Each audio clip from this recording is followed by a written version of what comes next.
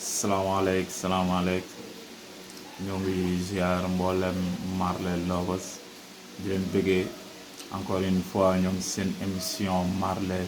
Lovers tey son bi leen di indil moo ngi tudd Zayn Train. Zayn Train nag mooy train bi nga xamante ne moo ngi dem àjjana noonu la ko ba mar dippee kon let's go. waaw son bi comme ni nga ko waxee moom mooy Zayn Train muy train bi nga xamante ne mooy jëm àjjana noonu la ko Bob Marley dippee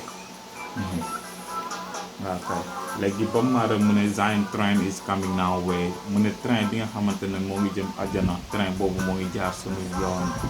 waaw mu ne Zayn Train is coming our way mu ne yéen nit ñi geetoon boobu maanaam dugg leen ci train boobu noonu embarqué leen ci train bi nga xamante ne moo leen yóbbu àjjana te ngeen sant yàlla borom jaam ñi thank the Lord and praise Faray te gërëm Faray muy grâce à Faray mu ne train bi ci benn direction rek la jëm benn station la amin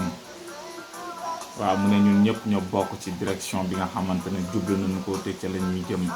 mu ne Zayn Train te loolu mooy Zayn Train train bi nga xamante ne moo ngi dem àjjana moo ngi nii di jaar suñu yoon te amul sikk ne train mu du jaar du taxaw fu dul ci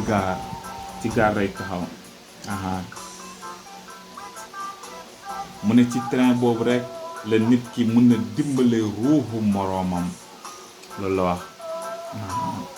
mu ne mind is just self control mu ne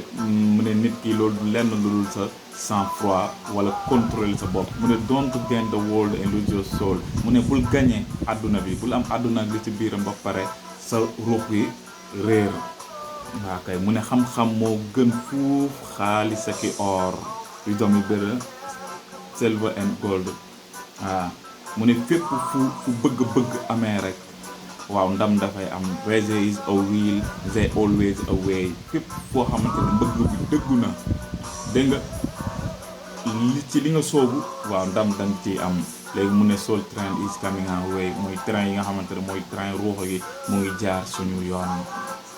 waaw loolu te moo tudd Zayn Train waaw fii mu ñëw ci histoire maam mu ne 2000 years of history can't not be wiped away so easily mu ne histoire boo xamante ne def na ay siècle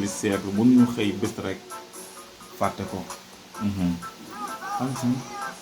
waaw parce que moom li mu gëm mooy xam-xam moo ñuy jële ci étape yóbbuñ ci étape waaw moo tax Zayn Train bu ñëwee maanaam pour génn ñu ci nooteel gi nga xamante ne dundoon nañ ko waaw léegi nag Zayn Train nag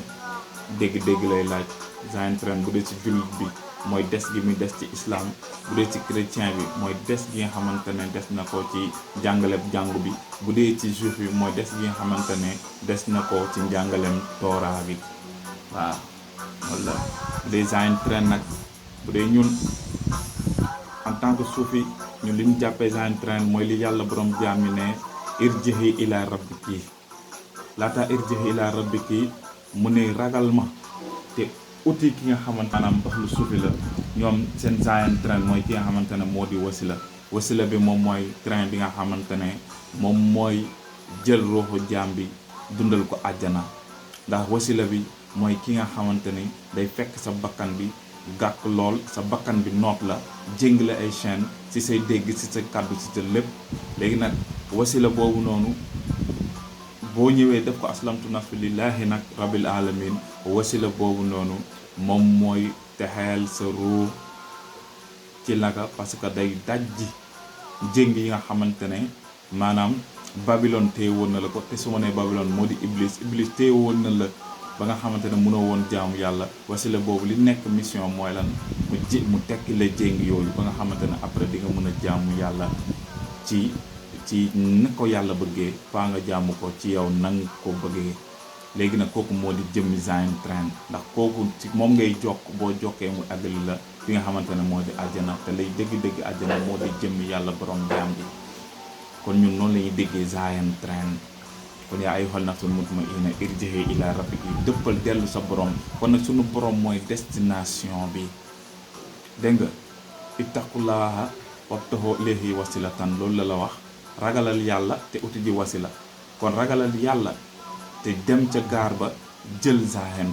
train boobu nga xamante ne moo lay yóbbu àjjana kon ñun dégg-dégg boobu lañ ci am kon encore une fois ñun dañuy décortiquer Sawonu Bob Marley wax leen ñun suñu dégg-dégg bu ñu am par rapport ak li nga xamante ne moom la Bob Marley di jàng kenn ku nekk nag mun nga koo dégg ne man nii laa ko déggee kenn ku nekk mun nga ko dégg ne nelee laa ko déggee waaye ñun li ñuy jàng ci moom dañuy xool par rapport ak li ñuy dund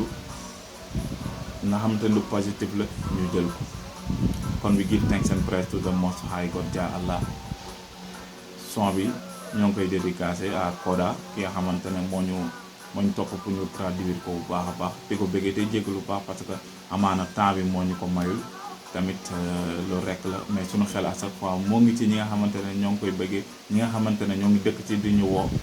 suñu xel ñoo ngi ci ñoom mais yenn saa yi l'homme propose et Dieu dispose ni ko tubaab di waxee waaw yow sa mbébét rek nga am waaye yàlla moom mooy kiy dogal waaye l'essentiel